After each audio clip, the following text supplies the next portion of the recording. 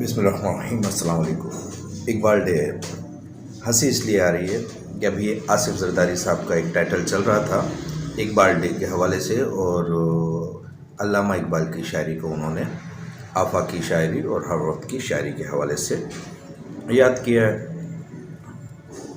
اقبال نے جو خواب دیکھا تھا اس کی صورت ہمیں پاکستان کی صورت میں نظر آئی۔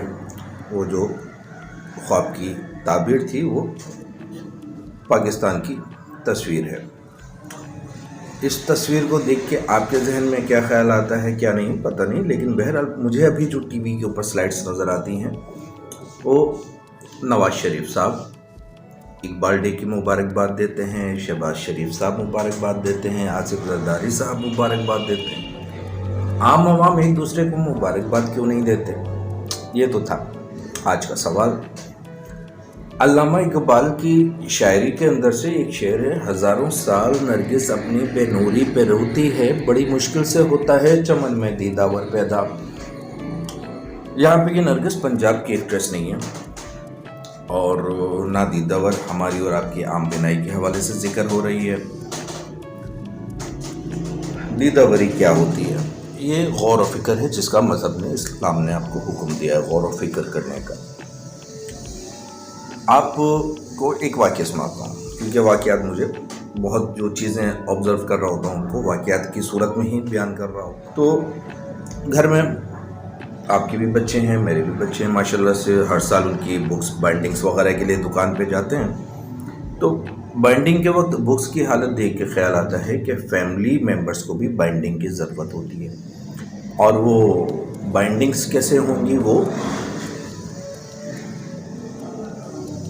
ایک اچھے فیملی ٹائم کے ساتھ جو آپ ان کے ساتھ اسپینڈ کرتے ہیں۔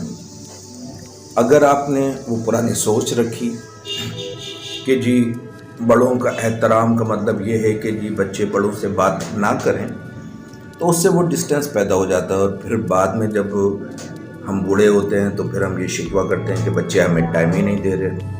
تو جو ٹائم دینے کا آپ کا تھا وہ اس ٹائم پہ آپ نے ٹائم دیا یا نہیں، یہ سوال آپ خود سے کی۔ واقعہ یہیں پہ ختم نہیں ہوتا۔ دکان میں آپ گئے، بائنڈنگس کروائیں، بائنڈنگس کروا کے آپ نکلتے ہیں، آپ کو بھکاری نظر آ رہے ہوتے ہیں۔ 10 20 50 100 جتنا آپ کی حیثیت میں ہوتا ہے آپ ان کو دیتے ہیں۔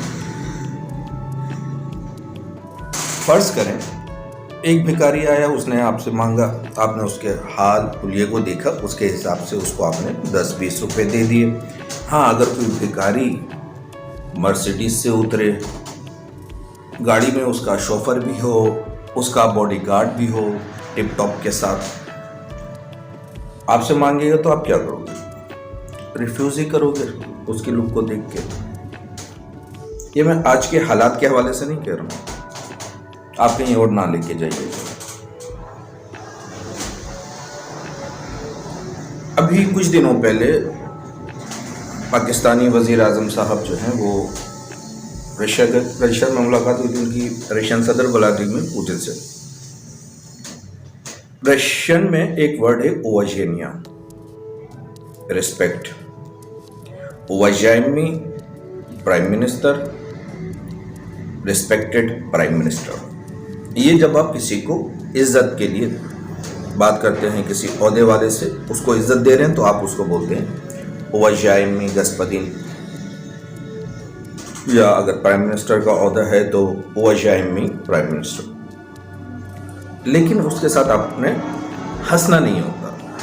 اگر آپ اوواژیمی پرائم منسٹر کہنے کے بعد مسکرائیں گے تو اوواژینیا تو نہیں، ریسپیکٹ تو نہیں۔ آج کے لیے فی الحال اتنا ہے۔ دعا میں یاد رکھیے گا۔ ڈاکٹر فضل امام۔